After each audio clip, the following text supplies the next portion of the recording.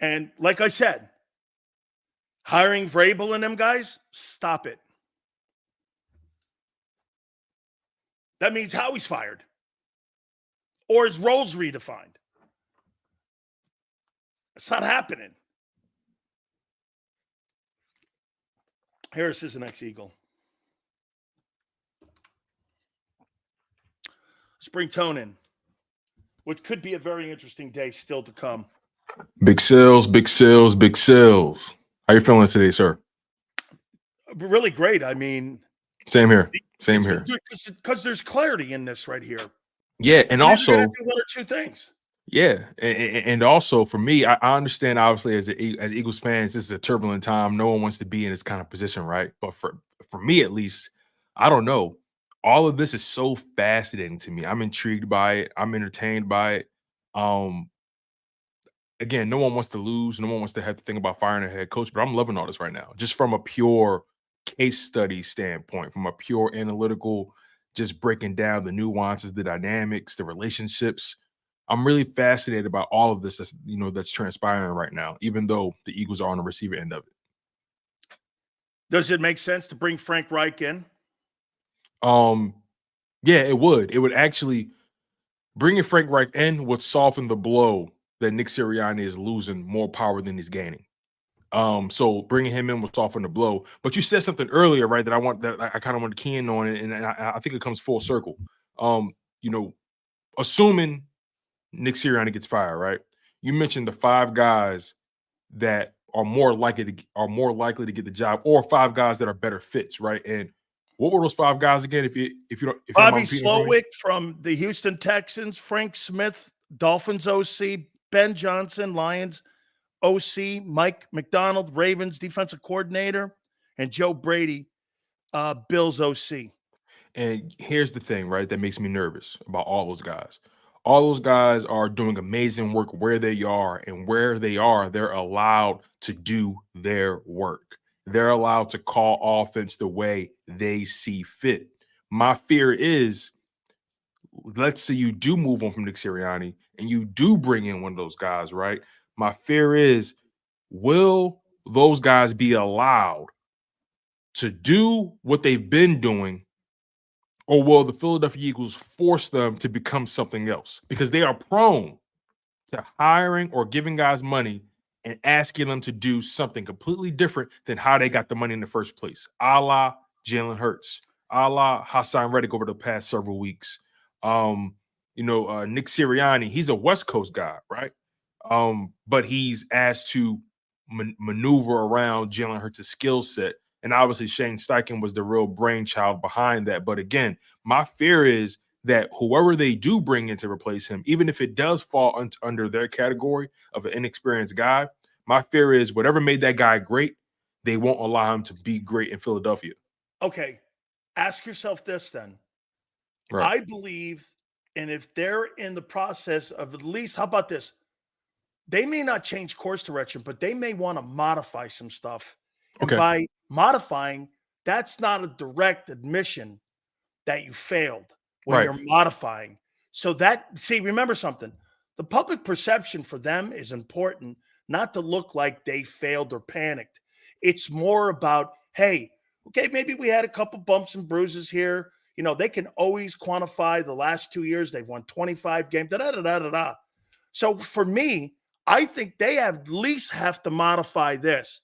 There's going to be a ton of changes on defense, which means you can change the scheme up.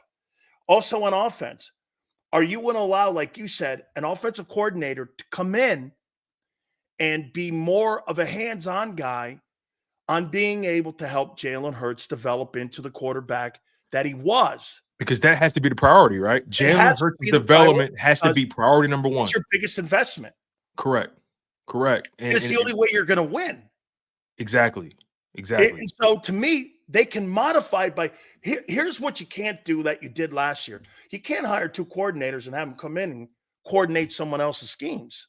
Correct. I think that was their biggest downfall. It has been their biggest downfall. You bring someone in, let them do their job or do what they do well. It back with the same systems, Tone, just with different coordinators, and it wasn't work that way. Disaster. It doesn't work that way. And they should be smarter than that. Nothing ever works that way. If I write a cookbook and I give you all the ingredients to make my cookbook happen, are you really going to make the dishes the same way I made them? That doesn't make sense. So it doesn't matter if you give me the same playbook, you give me the same personnel, put me in the same place, time, whatever it is, it doesn't mean a thing. Play calling, game plan, there's a feel that's involved. And clearly there was a disconnect between that and player production. How about this, man? My wife made my grandmother's meatballs for the first time. They were like cannonballs. Be careful, be careful. Hey, be careful. She goes, no, now they're spectacular. And she goes like, I did everything your grandmother told me to do. And I'm like, did you put the egg in? What egg? Oh. And she went, and my grandmother started laughing. And I go, the egg holds it together. Yeah. And she goes like this, you forgot the egg? The egg's important. Very important. I forgot the egg. And then you go like this. You see?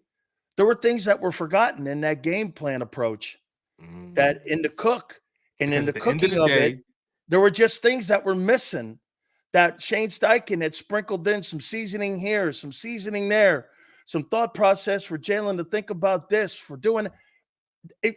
Dude, being a game plan in-game offensive or defensive coordinator is nothing to do with analytics. It has everything to do with feel of the game, the intel you have, the players that you believe in, what a player's strength and weaknesses is. You have to know all of that. And if you just parachute Matt Patricia into something or Sean Desai into someone else's system, for you to think that you're going to get the same result is insanity. You just said something that really just piqued my interest. One of the biggest roles of a coordinator is knowing your players' strengths and weaknesses. And I think the biggest thing that stood out last year was Shane Steichen did an amazing job of inflating Jalen Hurts' strengths and tucking away his weaknesses. Completely. And I believe this year, we didn't really see much of that. I feel like we saw this coaching staff kind of deviating away from his strengths, and it over accentuated his weaknesses. Completely. And I think that's the main difference. They brought the weaknesses out this year. Last year, they hit them. And guess what? I feel like that's your job. I feel like every player has a weakness, right? Every player. Everyone. But the coach's job is to do whatever they can to manipulate the game in such a way where your weaknesses are not the reason you lose, right? So, again, all of this is so fascinating because, okay, let's say they do keep Nick, right? And they do change the coordinators up. Eventually, and depending on those coordinators, they may have higher aspirations. So if you only have confidence in Nick to a point, are you just going to keep shuffling coordinators every 2 or 3 years? Because you're going to be back to square one. Wouldn't you agree? I mean, well, that's why Jeff Kerr's comment. But that's why Jeff Kerr's comment comes back to haunt the Eagles every year. The reason they don't have sustained success is because they continue to do the same madness all the time. So wouldn't that mean that they should move on from him? Yes. But the question is, will they? Course change. And we're back to your original point. Course change or status quo? There's no other way around that. And like I said, because they're going to stay status quo, it seems. I think I'd be fired. Get this. When they bring him back right now, my opinion, he's a lame duck coach. Yes. And also, to your point about Frank Reich, he may be the best coordinator for Nick, and this is the reason why. That would change the dynamic in the locker room if Frank immediately. Frank has had 2 head coaching opportunities, Indianapolis and Carolina. Typically, when you make it through the ringer like that, the odds of you getting another head coaching job is very, very, very slim. So maybe because of where Frank is in his career, if you bring him in as the OC, that can guarantee you some longevity and some stability at the position. Is that fair? And the Eagles love him. And remember something, Frank is working for David Tepper and a guy who reportedly now, and this is not my report, had an OD in December, and Jim Irsay. I mean, I don't know about you, Tone, but that's kind of a really crazy environment to be a head football coach at Indianapolis when you got issues when your owner who can't control his own demons and his own issues in his life, and you're supposed to coaching that. I can't believe Shane, the job that he's done this year. Good kudos to him. But let's see how that plays out in a couple of years for him. So there's a lot of determining factors around Frank with the two shitty owners that he's had to work with. And maybe I am making an excuse for my Frank because I know the kind of coach he is. And I know who he is. And I tell you, like I said, you bring him in the organization. And one thing he can help Nick with, Nick, let me tell you something. You know what these guys are thinking about you right now? Let me tell you how you get around this. Look, because you know who the buffer was between Howie and Doug. It was Frank. Frank was the buffer. Don't you think there's coincides with this? The relationship with Doug and Howie went south when Frank left. Okay. So you bring let's Am I wrong? No. I don't think you're wrong at all. I don't think you're wrong at all. Let's really work this out. So let's say Frank is brought in for an interview. They decide that, okay, he's the guy. It's fair to say, and I think we mentioned this earlier, but it's fair to say because of his relationship with Nick, because we've already come to the conclusion, if Nick is going to be here for the foreseeable future, he's not picking his staff. It's already laid out. So typically coaches, when you rob them of power like that, that doesn't sit well with them. But depending on who you hire, that can soften the blow. Is that fair? Because of, get this, Frank's not going to come in with a backstabbing mentality of trying to take his job from him. Right. That's not going to be Frank. Frank's coming in. If you hired a coordinator right now, you would know this. If you hired an experienced coordinator, you know what he's thinking? Well, that guy's out of here in week 8, and I'm going to take his job. And I'm going to show. And Frank's not going to be that. Okay? Frank is going to be more of an asset to him and an ally to him. And on top of that, ownership and the GM are going to feel he's an asset to them because you know why? They went through rocky times with Doug. They've got a history of going through rocky times together. And this is a rocky time. It's not so much that Frank's going to come in here and redefine who Jalen Hurts is. Right. He's going to redefine who Nick Sirianni is. That's a good point. I'm really fascinated to see how that pans out. Another thing I want to broach with you is, we've been going back and forth and we're having conversations about, accountability and, players showing up and doing their job, right? And, me personally, I've always been back and forth between those two competing ideas of players, show the hell up, do your job, you get a paycheck. We all get paychecks. We all got to show up regardless of the circumstance. Do your damn job. I've been going back and forth between that and, well, damn, these coaches, they're not responding to these guys. They can't get them ready. And I've been going back and forth between those thoughts for this reason. That building is filled with, I understand they had maybe some more pros last year, but they still have a lot of pros in that building. Guys that have been in the league for a long time, guys that have success, guys who were Pro Bowlers, all pro, sprinkled around that roster. There is some real leadership on that team. So that's why I say to myself, or I ask myself, how did this team lose themselves in the midst of all this chaos when you have so much talent and experience and pedigree sprinkled in there? It's so strange for a team that's built like this to fall and lack the accountability that they have. And I'm always torn between putting the players' accountability first or the coach's accountability first. Sills, I need you to help me navigate. Okay. And by the way, before I answer that, Dez goes like this. Who would want to come in here and play and be a coordinator in here? You pay me $10 million to come and play. That's a stupid comment. Not Dez. I don't mean that at you like that. But when you give me a paycheck for $5 million, who'd want to come and play here? Give me the money and I'll come and play. Let's not talk like these guys are children again. You give me $5 million or $10 million to play a position, I'm going to come play for you. Period. This is professional. There's a reason the word pro is in front of that. Pro ball means money. And I'm going to tell you to that point, every building is different. Mhm. You walk into Belichick's building. I talk to Bill. I walk into the Charger building. The coach has got some say, but there's management has a lot of say. You walk into Philly, a lot of management decisions. Coach is part of that whole dynamic. They've got a structure. Baltimore, it's John Harbaugh. Baltimore and Pittsburgh operate a lot alike. They work with the coach. Okay? They work with them. Okay?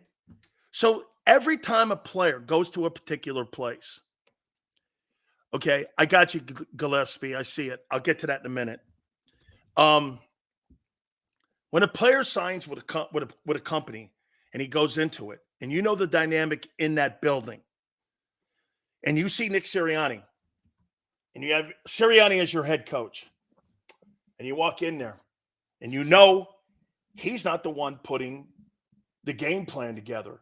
He is the one executing it on game day with you. So basically, Nick Sirianni's another player. You don't hate Nick Sirianni. That's why those guys like him. But at the end of the day, he really doesn't have any say in what's going on in the building. The same way that Mike McCarthy has very little say in the direction of the Dallas Cowboys. You know that as a player walking in. So what's the only thing you can control? My play, my effort, how I get paid, how I'm seen on film. Remember, you're constantly being evaluated. The eye in the sky doesn't lie. And when you're putting shitty tape on tape, 31 other teams see that as well. So if you're putting bad tape out there because you're making an excuse that your coach didn't motivate you, sorry, man. 31 other general managers are going to say that's a you issue. That's not an organizational issue. Now, what happens when players stop playing? It's because of this, Tone. You keep rowing me out to sea with no land in sight. Eventually, you're going to stop rowing. And so that's what happened after week 13 and the 49er game. They knew there was no end in sight. Getting to the Super Bowl a year ago actually was one of the most damaging things to the 2023 team. You know why? After the 49er game, they realized it. We're not a championship team. But how do you balance those two truths, right? How do you balance those two truths? It becomes a wave. Yes, these guys were clearly being led astray, but also you're a pro. Show the hell up. How do you balance those truths? It's very mind-numbing. You played before. You've been in situations. Mind-fucking. It is, because you're a pro. You get caught up in losing like you do winning, and I'm not making excuses for those guys, but the success, you couldn't have any different of approaches from a year ago to this year. The massive amount of winning, the massive amount of losing at the end. All that shit goes in waves, dude. And it Tone, it hits you like a tidal wave. And I'm telling you, it goes like this. Honest to God. I looked up 4-2. I looked up again. We were 4-8. I looked up in a game. I had 9 minuses. Bang, bang, bang, bang. And you're like, fuck. That game hits you so fast. To your point. It comes so quick. To your point, what the Eagles don't realize. You can't stop from drowning. Yes. And to your point, I don't think the Eagles have realized when you draft players from these big programs, it's a gift and a curse. You want to know why? Because, yes, they know how to win. They come from winning programs. They care about winning. But what happens when things aren't going their way? Do they know how to lose? And I don't mean like losing as a goal, but do they know how to handle rough waters? Jordan Davis and those boys, the Georgia boys, they're used to winning every game.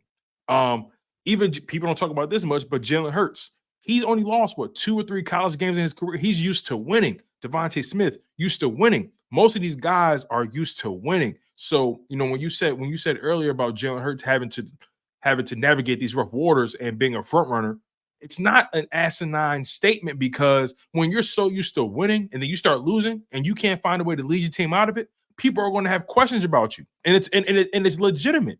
Let me ask you one thing about Hurts here. Yeah. Let me ask you this. and you tell me, and and this is where I think he is in his young development. Right. And what you're saying, it goes along with what you're saying. So I'm not interrupting you here. No, you're fine. You're fine. It goes along with it. Would you not agree that Jalen Hurts has worked so hard at changing a narrative of himself so much, being benched at Bama, having to transfer, second round draft choice with the Eagles, all the naysayers, all this and that. Can he do it? Can he not do it? He's had to focus so much on changing a narrative of himself that the one thing he did not work on was being a team leader when things were down, because you become so hyper focused, Tone, on just making yourself better. You can't be worrying about other people around you until you make yourself better. Right. You have to make yourself better. Dude, that guy went into the 22 season with the Eagles with 2 draft choices in the first round because people thought they were going to draft a quarterback. This is only 18 months ago that they didn't even think he was the guy. So he had worked so hard to get to that point. And then when things started going south, Jalen doesn't really know how to navigate rough waters. Yeah. I mean, he knows personally how to, but he doesn't know how to take people with him in the lifeboat. Because he's always been learn how to get people in the lifeboat with him. This is interesting. On helping those guys navigate through tough times when the boat sank and you have to pick up people in your lifeboat. He only has one lifeboat, him. You said something very interesting. The fact that because of everything he's had to endure, solo as an individual, you can get wrapped up in that because think about it. In Alabama, everybody turned their back on you. Absolutely. You transfer to Oklahoma, people calling you a quitter because you left Alabama and you went to Oklahoma. You're a runner-up in the Heisman. People don't think you can make it in the league. So he's been constantly hyper-focused. They thought you were a gimmick quarterback when he got to the league. And people and he's been trying so hard to improve self, right? And now being this franchise quarterback, which is an entirely new role than he's ever experienced in life. This is probably the most committed an organization or a program has ever been to him. And it's a different level of responsibility. And when we have these conversations, Eagles fans, I want you guys to, to roll with us and try to have the conversation critically and not think we're trying to undercut or disrespect the young man. We're trying to have a honest and vulnerable conversation about leadership, handling responsibility, and expectation. And with that contract, a lot of expectations came with it. And you don't expect the rough waters to come, but when they do, you damn sure better know how to handle it. And I believe everybody handled it poorly. I believe you have to say he handled it poorly. If anybody says Jalen Hurts handled these past 7 games perfectly, they're a damn lie. How about he did not handle these past 7 games perfect. He was not flawless. He was not. Look at what Jermaine says. He goes, Hurts is a company man. Hey, Jermaine, name me a quarterback in the National Football League that's not a company man. You paying them $50 million, they're a company man. You name me one quarterback who's not a company man. Aaron Rodgers, probably. I don't know. He took a pay cut. Sure did. He took a pay cut. I mean, sure the hell he handed back $90 million. Sure did. Okay, so I mean, if that's not a company guy there, Tone, I don't know what it is, man. Okay, it's not a guy in the league that's not a company man. Baker Mayfield's a company man. Every guy that's in the league is a company guy. What quarterback have you seen over the last couple years hold out? If you're a quarterback, 9 times out of 10, you have to be a company man. You have to be. You're the franchise quarterback. You're the company man. It's kind of a compliment because you get this. At least, see, here's my problem that I see the last 7 weeks with Hurts' leadership. Dude, you got a chair at the board of directors table and you ain't voicing your opinion on how the company should go. And you're one of the only dudes in the locker room that got a chair at the head of the company meetings. And you're on the board of directors. And you don't use your power at all. And you're allowing Fletcher Cox and you're allowing all these other guys, Jason Kelce, to give endorsements on your coach, and you're nowhere to be seen. Hoss, Jesus criminy, man. I mean, okay, so you don't like Nick. Oh, you didn't like Nick last year when he went to the Super Bowl? Or has this been a 2-year thing that you haven't liked him?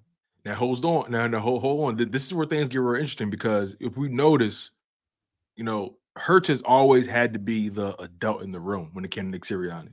Think about that Super Bowl. Do you remember when I think they were reviewing a play and Hurts was standing next to Sirianni? And I think Sirianni flipped off somebody, or he was gesturing somebody across the field, and Hurts looked at him like, "Man, put your arm down." You know what I'm saying? What are you doing? It seems like, and remember, Steichen was in the building. You remember how you said Frank was the buffer between Howie and Doug? Yeah. I think Steichen was the buffer between Nick and Hurts. Okay. And then you remove that. Now they have to deal with each other in a different capacity, right? So I think, and this goes back to why I think Hurts hasn't jumped out the window for Sirianni. I don't believe he believes Sirianni is the guy to take him over the top. It's obvious he doesn't believe that. He hates the rah-rah stuff and all that shit. I think he hates that shit too. I think it's gimmick too, man. Right. And when you have a guy like that, I think, especially the way Hurts carries himself, he's probably like, how can I follow this guy? I'm not. Hey, man, you know what's awesome about you fans, you Philly fans, and you included? Guys are throwing popcorn at the dude down in Tampa. Hey, not even in your own fucking building. Did you You're see at that? Raymond James, and and a Philly Eagle fan is throwing popcorn at him. You motherfucker. You have this whole season up. You have this whole season up. You got a Philly fan down in Tampa throwing popcorn at Nick Sirianni. Come on, dog. That is not. Hey, you can't get any better than that. When you're talking, I told you. Can you imagine if he had coached? Can you imagine if he had coached at home? That Buck loss that they would have threw at him. Hold on, real quick. This is what I was talking about right here. That Super Bowl. He looks at him like, bro, what are you doing? Like, come on, man. And so that was that. And then that's actually embarrassing. It is embarrassing. And let me take it a step further with the popcorn. Yeah, let me see the popcorn. Oh my God. I'm gonna find it. So you guys threw popcorn on your coach. Hey, man. Not even in your own building. Look at this guy. He's got a Reddick jersey on too.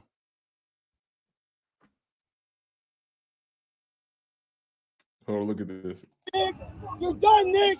You're done, Nick. You're done. You're Wait a minute. Done, Wait a minute. I didn't hear that. Yeah. Let me hear that again. Nick, you're done, Nick. You're done, Nick. You're done. You're fucking done, Nick.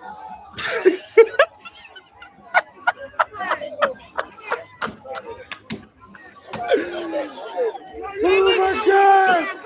Oh my God! Oh my God! And they went and got him. Nick, you're done, Nick. You're done, Nick. You're done. You're fucking done, Nick. Are you sure that's not me? Dude. Yo. Oh my God. You can tell he's not from that area. He just flew out for the game because he's like, I'm not going back to Raymond James Stadium again. Who cares? Like, boy, man, I'll tell you one thing about Philly, man. Those Philly fans know how to throw the F-bomb around. You're fucking done, Nick. Yo, I love my city. The way we utilize curse, the East Coast, whole East Coast, the way we curse, it's an art form with us. Champions. Hey, champion F-bomb throwers. Oh my God. Hey, he's down in Tampa throwing popcorn at the guy, dropping F-bomb. You're done. You're done. You're done, Nick. Done. Dude, can you imagine what would have happened to him at Lincoln Financial, man? He would have been undressed. Oh my God. Thank God they were on the road. Thank God Big Don was with him. Yo, if they were home, let's be real. If they were home. Oh God, crushed. How would that have looked? Oh, terrible. Terrible. I want to do something with you here. Okay, let's do it. Today's exit meeting day, right? Sure is. Today's exit meeting day for the players. And I wrote down what every player is going to hear from their coaches today. Look at Tone scanning the wire, making sure Nick ain't been blown out yet. This guy's good. This guy's watching. Like, hey, it's like watching for the Pope there in Rome, man, when they get the smoke coming out of the thing there with all the Cardinals. We have smoke. We have a decision on Nicholas Sirianni. So I think you're going to hear this. And I wrote down the players, and I wrote down a handful of these players here. And I'm going to start with the offensive side, and I'm going to start with Hurts. And here's my exit grades for all your players. Mm-hmm. Quarterback Jalen Hurts, I gave him a C. He was average all year. It ended horrifically. I thought he had moments. I thought he played well.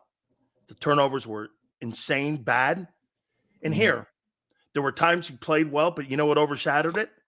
His lack of leadership at the end and his turnovers is why I gave him an average grade. And I would probably go more towards C+, but I would say that to me, the intangible things of the turnovers and lack of leadership at the end of his team, and I'll modify it. I'll say C+, but I can't go any higher than that.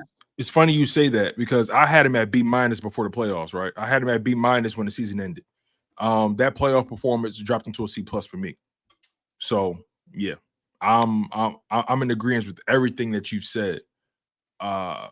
He put up a C+, effort this year. But no, let me not say effort. He put up a C+ performance this year. Performance. I mean, the Giants and the Bucks, inexcusable body language. Maybe that affected me more too, and how I looked at him. Yeah, and you know what? That Tampa game affected me. That Tampa game, I've never been more annoyed. Yeah, with Jalen Hurts' body language. Word, annoyed. I've never been, and I don't get annoyed. I'm very lenient with Jalen Hurts because I like him. Seriously, it's annoyed. That's the word. That's the word, Tone. I was annoyed. He bothered me tremendously on Monday night. He bothered me. What did you make that Derrick Henry made some comments that two playoff teams, and everyone was saying Baltimore and the Philadelphia Eagles are the two teams that were in the mix on trying to get a compensation package with Tennessee, but Tennessee balked at it, didn't want, and they stood pat in Tennessee that Henry could have been an Eagle, and the Eagles were trying to get him. Wow. So basically what you're saying is Tennessee blocked him. Well, they decided not to go forward with either Baltimore's deal or the Eagles deal. But why? They were going to lose him for nothing. Why not? It makes no sense. But I think they gave. It does make sense, and I'll tell you why. Okay. I think they respect him enough to be able to have him and make his own call. Like remember when Bob Kraft said that teams were calling about potentially trading for Belichick, right? And you know what they said? We're not going to do that. I don't want to sell him off as an asset. Let him go out and, go his own way. And I think that's more of a respect thing too, Tone. Okay. Than trading him to what? The Jets? You know what I'm saying? I agree with you. Talk with Tour. I agree. Here's what I said about DeAndre Swift. I gave him a B. I think he had a very good year. I just think that they really didn't know how to utilize him in the second half of the season. Agreed. And it was the coordinator's responsibility to figure out how to use him. I think he had a really good year, but I thought that the coordinator failed him in many ways of not being out of or not figuring out how to use him in critical moments when they needed him in game situations. But for the player himself, I think he made himself a lot of money. Agreed. I think he has as well. He will not be back here next year, unfortunately, because me personally, my perfect scenario would have been find a way to bring Swift back and then draft a young power back with fresh legs and combo that. And because I think they need Jeff Kerr brought up a very interesting stat. He said the Philadelphia Eagles were at the bottom of the league in terms of yards after contact, right? And they were at the top of the league of yards before contact. So that tells me the offensive line is doing their job. Last in the league. Right. That tells me the offensive line is doing their job. But the moment you put hands and feet on a running back, they go to the ground. So I think they need some more. They need some more tread back there. They need a. They need to look like Detroit. They need an 18-wheeler back there. They need a guy that's going to bring the power, break those tackles, extend those extend those runs. But yeah, Swift had a good year, man. He had a career year in terms of health. He had a good, the only time he missed the game is when he caught a cold. So no, I'm not disappointed in any way whatsoever. For a fourth-round pick. Yeah, I feel like he maximized the opportunities they gave him. Does that make sense? But I don't feel we maximized him. Agreed. That's exactly what it is. Okay? I agree 100%. This was a fourth-round trade pick. Yes, and you got over 1,000 yards out of him, man. Yeah, you get about 1,400 yards of total offense. Right. 1,400 yards. And how many touchdowns did he have on this year? 4 or 5? I don't know, but you could have got more out of him. They didn't use him well. Here's what I said about AJ Brown. I gave him a B+ because I thought down the stretch, the last 4 games, he disappeared. I thought it kind of vaporized a little bit for him. Mm-hmm. And I thought that the NFL started catching up with how they were targeting him. Mm-hmm. And I thought that his performance, and then he started getting nicked up and banged up a little bit. But again, here's my problem with I don't know if I have a problem with AJ, because again, if he's an asshole, I don't care really. You give me 1,700 yards and 100 catches, and you keep putting the numbers up, and it's obvious that he's an integral part in the development of Jalen Hurts. I'm not messing with that dynamic right now, and he's worth the money that I'm paying him. Now, is he quirky? I don't care. Does he open his mouth? I don't care. 1,700 yards, 100 catches, 10 touchdowns. Jesus Christ, guy.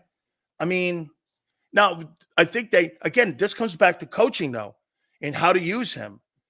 They needed to use him more in times as a decoy, and they didn't want to do that because, you have another guy on the other side who's a total pro as well. You just isolated 35% of the time in targets went to him. So most of any wide receiver in the league. You become predictable so much with that. So again, I thought it was coaching that hurt him down the end and him being nicked up. Yeah. I would probably give him an A-. But he gets the A. The minus comes in for all the reasons you said. The guy was a second-team All-Pro. Should have been first team, but nonetheless, he was second-team All-Pro. 2 years back-to-back, over 1,400 yards, 7+ touchdowns. Over broke the team record for receptions. The record set by Smitty last year. I got to give him an A-.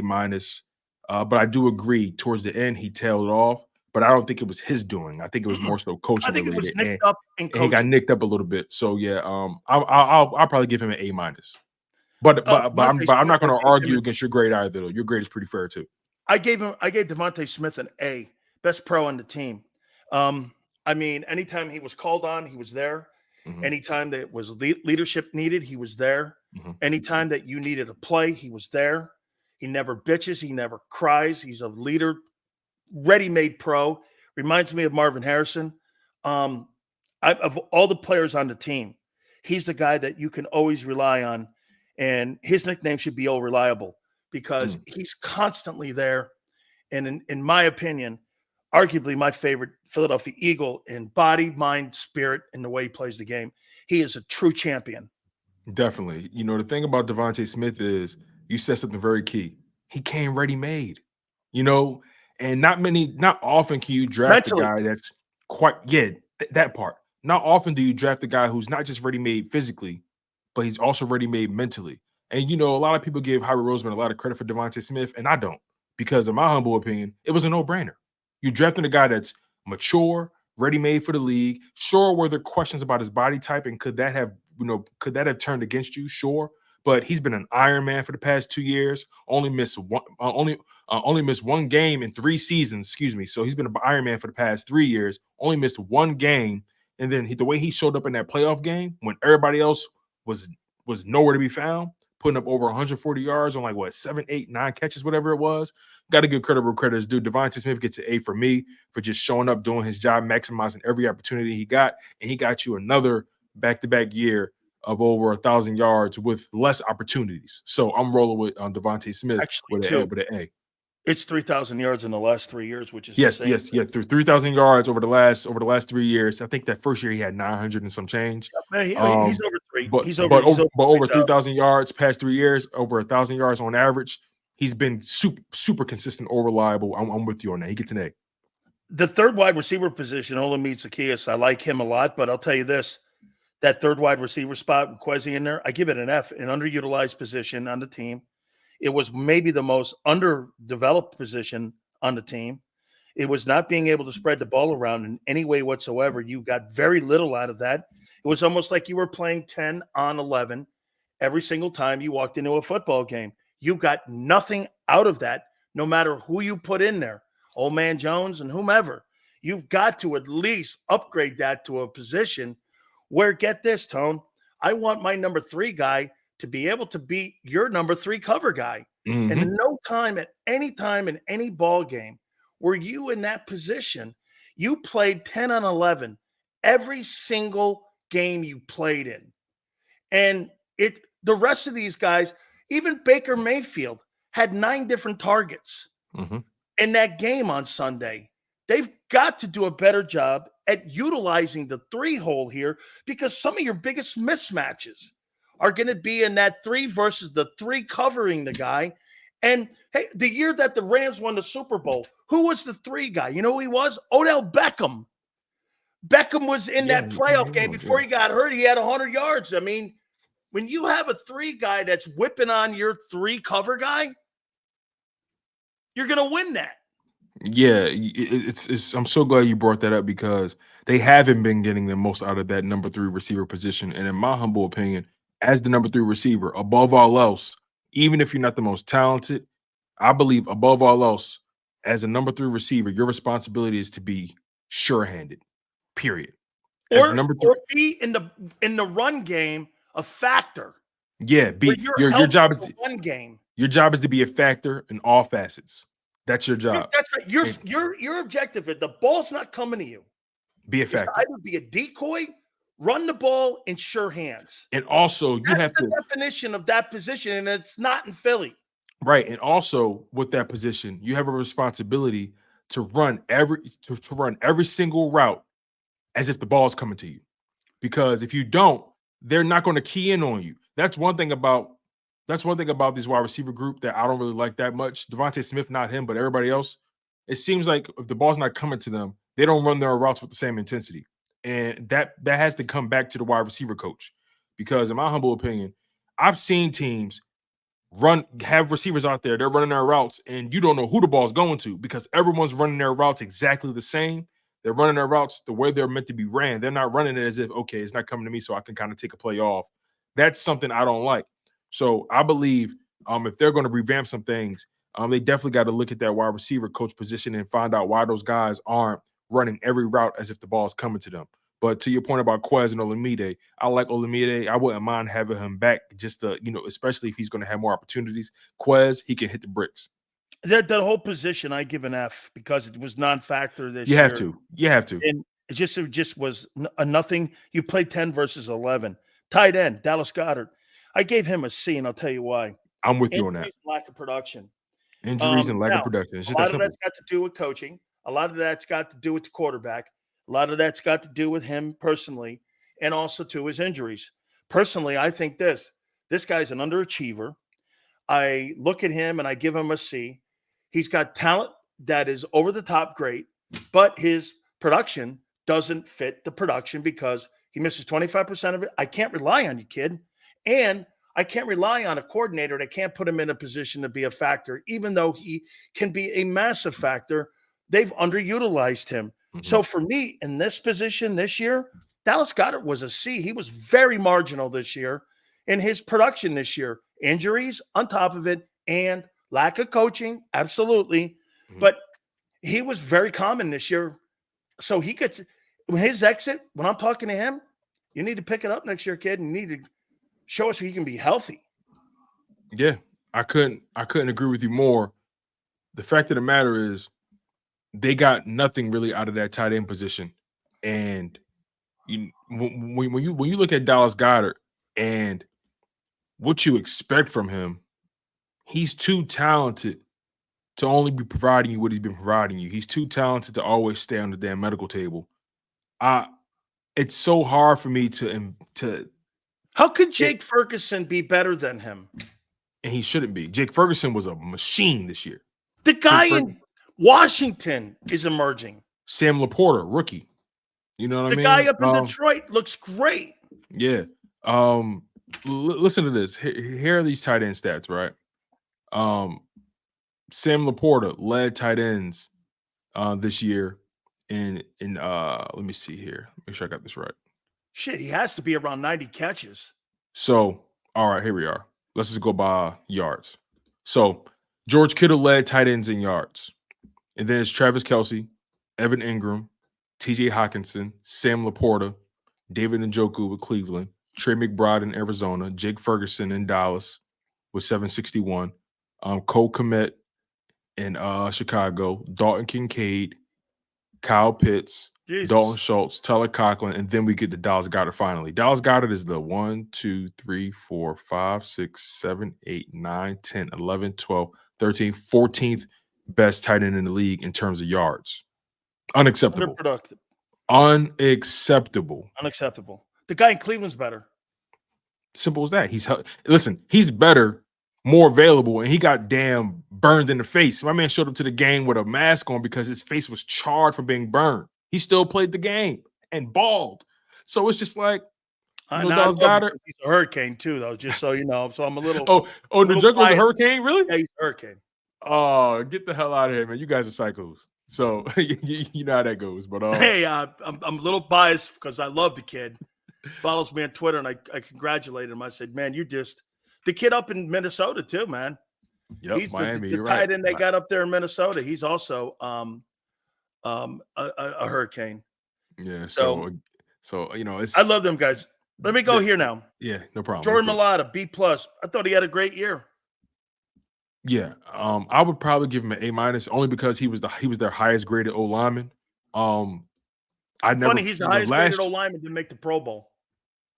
Yes. And here's the thing, right? See, he's playing in the era of Trent Williams and Tyron Smith. I get it. Yeah. I ain't mad at it. I get it. So, but overall, I feel like Jordan Mailata had a better year than last year. Last year he battled the injury with the shoulder, and then he was kind of inconsistent, but still was good, but inconsistent. I feel like this year was his best year by far. I'll probably give him A-. I'll probably give him A-. I gave Leonard Dickerson a C+. I thought it was solid, but I didn't think it was great. Really? Interesting. I thought he was. Now look, do I think he's one of the top 10 guards in the league? I do. Yeah, and he was a Pro. He was a Pro Bowler this year too. Like Zach Martin kind of shit, like that kind of. And maybe I'm expecting more out of him because I think he's got that ability. But I thought I would see like the guy in Cleveland, that kind of leap, the guy in Indianapolis, that kind of leap up there to get way up there in the top 4. And I didn't see it. And again, average for him, he's still a top 10 guy. You know what I'm saying? So maybe that's unfair, maybe B-. But I mean, I had higher expectations for him, and maybe I'm gauging him a little too high. I mean, I noticed that when it's guys you really believe in, you're harder on them way more, and I can respect that because Landon Dickerson from the measurables, dude is a tank. Yeah, and I would give him a B+. He made the Pro Bowl this year. In three seasons in the NFL with the Eagles, he's been a Pro Bowler his second and third year, which is the year that just ended. So I got to give him a B+ at minimum. I didn't like. The reason he's not an A for me is because he was in and out of the lineup one too many times for me. Maybe that played more of it too with me. And also for me personally, because he was nicked up. Elijah Cansey, what he did to him. Yeah, man, he did. That kind of maybe last impression. Yeah, so I give him B+. Yeah, okay. For all the reasons I mentioned. This is what I say about Jason Kelce. I gave him an A-, and I thought that he kind of faded a tad at the last 3 games. I still think this, though. Again, when you're talking about a man like that, the difference between A+, A-.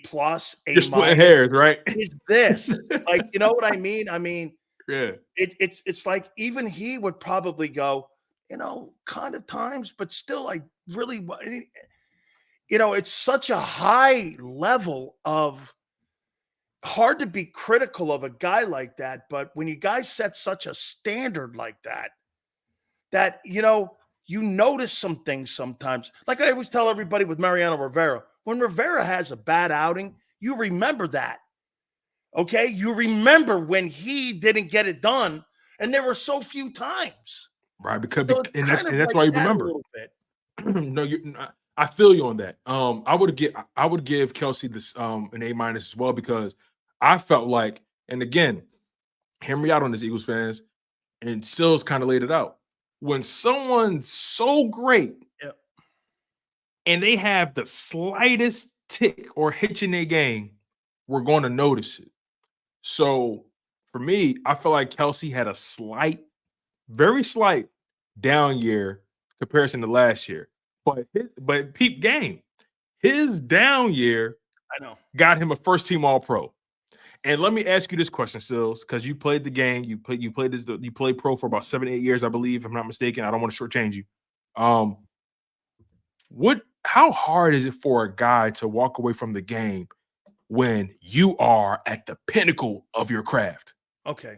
You are literally. I'll put motions into this for you. Always remember, your first and true love is not your wife. It's not your children. It's nothing like that. Your family. It's the game you play. The hardest divorce you'll ever have in your life. Men walk away from women. Men walk away from children. Men walk away from a lot of things at times in their lives. But their The passions. hardest thing to do is walk away from the first love of your life. And that's the game. And remember, Michael Jordan's the same person he was when he was 29 years old. Yeah. But the difference at 62, Jordan's heart's still the same. His heart's still the same. His still competitive juices are the same. His body fell apart. That's it. Your heart and your love for what you do and your love for who you love, your first love is always football. No matter how much you tell you people, I love my wife, I love my kids, and you do, and but the thing that you committed to yourself to is the love of that game that you have to sacrifice for. So when walking away from something you love, remember, you're not being, very few men like Kelce have an opportunity to walk away from it. Remember what we're on top. 90, what 90% of us are? They divorced us. You were pushed out. Yeah, you're right. We were divorced. So get this. We cry because we're being told we don't love you anymore. He's got to do the opposite. I don't love you anymore. And that made me harder. I couldn't do that. When you're that good. It's not like he's hanging on by a thread. He was a first team All-Pro.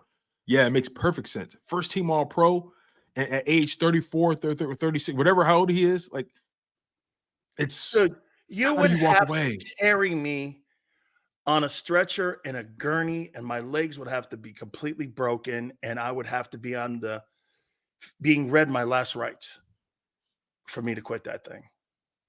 Yeah. Football is something that, you know how hard it is to not play that game anymore, man, when you just, it's funny, man. Get this. There was a ball on the ground the other day. I jumped out of my chair. Oh, my God. I was actually about to ask you, how often do you? I can't. Ball! And I'm like, it's so ingrained in my mind, man. That's what I was literally about to ask you, right? When you're watching games or whatever, or maybe you're watching your daughter play rugby, whatever it is. How hard is it for you? Like, how often does your instincts jump through the screen sometimes? Dude, like I said, every time I see a football on the ground, I scream at my wife. I could be around anybody. My wife will just start laughing. She'll go, CT, it's okay. He doesn't really know what he's doing. He doesn't know. So that's how hard that thing is. Yeah. Let me get to Cam Jurgens. Cam Jurgens gets a C+ from me. Me too. C+. That's what I said. And I said this. I'll tell you what. Of all the draft picks that Howie Roseman has drafted in the last 3 years, Devontae Smith and him he's the second best. I will put Landon Dickerson the second best. And then last 3 years? In the last 3 years, yeah, because Landon Dickerson was in that Devontae Smith draft. He was in the 2020. Oh, he was. Yeah. And you know what? And it's unfair to Jalen Carter because I thought I liked Jalen Carter this year. I liked him a lot. I had fell no off towards the problem. end. But yeah, Cam Jurgens, I gave him a C+, and I think get this, he proved to me he can play in this league. And get this, he made himself more money because you know why? If anything ever happens, you now have an emergency guard and you have your heir apparent at center. Just think of this. That guy played really good football out of position. yes, He's a pretty talented kid. No, yeah, he can definitely play in the league. Here's the thing, right? When you're building an O-line, everyone's not going to be Pro Bowls or All Pros. So Eagles fans, we've been spoiled with that. Right? Hey, I just want him to be a starter, and he is. Right, and that's my thing, right? You drafted him in the second round, and he started for you. Now, granted, the reason he gets a C+ from me is because I felt like there were times where he was outmatched, but I think that comes with the experience. It does. And also health. He has to find a way to stay out of the tub. Well, he's undersized a little bit. Yeah, so was Kelce. He's a center. Right. And Kelce's undersized. But it shows you how good he is. Right. He's an undersized guard. Today's NFL guards are 6'5", 315, 325. He's 6'2", like 305. You know what I'm saying? I mean, but for a center, that's what Kelce is. You know what I'm saying? Yeah. So yeah, I'm with you on that. C+.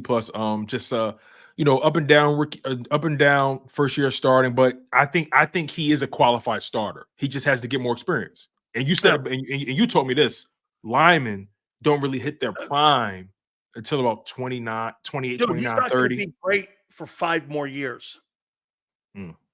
No, he'll keep going. No, I know what you mean. No, I know what you mean. Like Landon's got so much. He has so much of a ceiling. Dude, Landon has a Zach Martin ceiling. Really a high ceiling. Yeah, he has a Zach Martin type of ceiling. Yes. That's why I'm hard on him because I think he's a Zach Martin guy. That's what I said about Lane. I gave him a B-. Yeah, I was gonna say a B, solid B. But here's why I gave him B-. Again, another guy that sets the standard so freaking high over here that he's up here and I saw him get beat this year quite a few times. Yes, I did too, with the bull rush. Okay, and I saw guys get around him. And I saw guys bull rush him. Now, he was injured quite a few times this year. The scheme didn't help him. The running backs didn't help him in pass protection, especially the quarterback didn't help holding onto the ball. Quarterback walked into numerous sacks, stepping up into the pocket and stepping into sacks. So that didn't help. And again, here's a guy, watch this.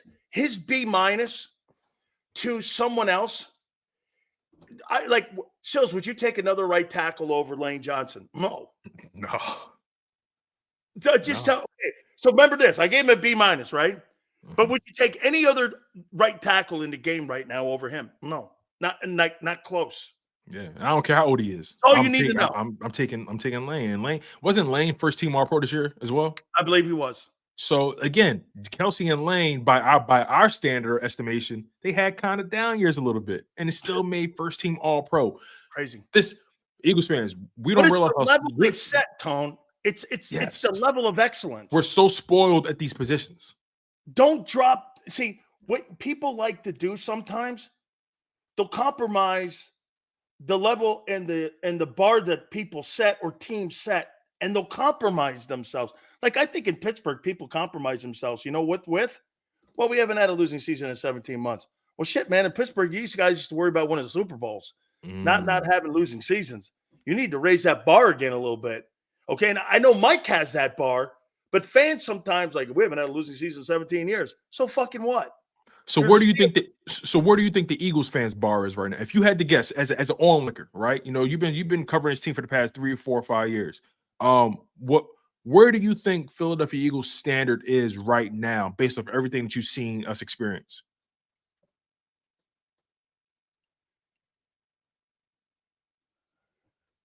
I think Eagle fans want to be one step ahead of Dallas. Because if you had more of an expectation, you would never tolerate losing Super Bowls or just having good seasons and talking about and posting 10-1 and all that other shit. It's insignificant. At the end of the day, This is about winning the last game of the year.